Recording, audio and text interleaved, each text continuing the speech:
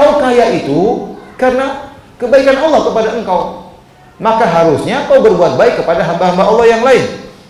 Dan kau berbuat baik kepada Allah, beribadah dengan Allah sebagai seorang hamba yang bersyukur. Harusnya demikian. Ya.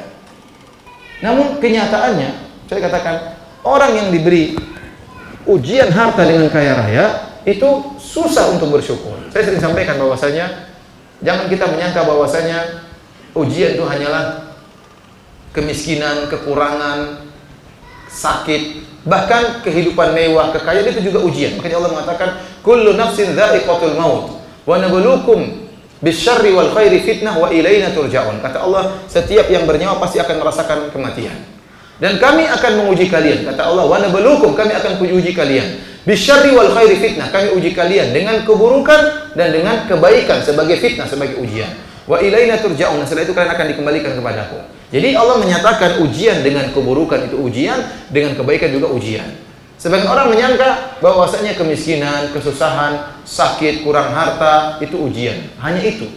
Mereka menyangka kekayaan, kesehatan, waktu luang itu bukan ujian. Ternyata itu juga ujian.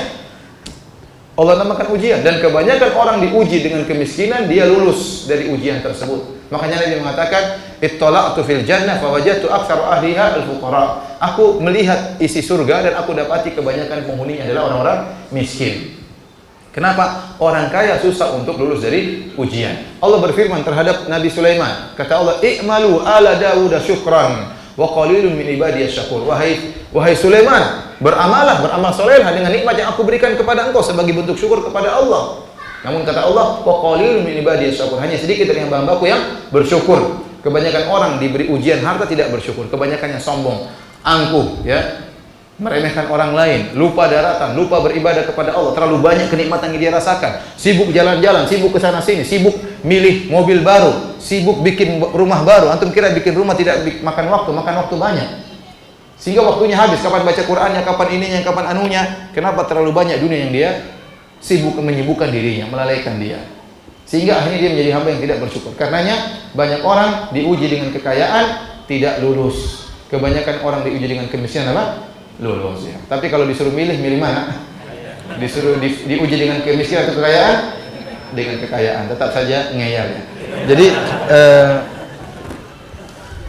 kata Allah Subhanahu wa taala, wa ahsin kama ahsanallahu ilaik.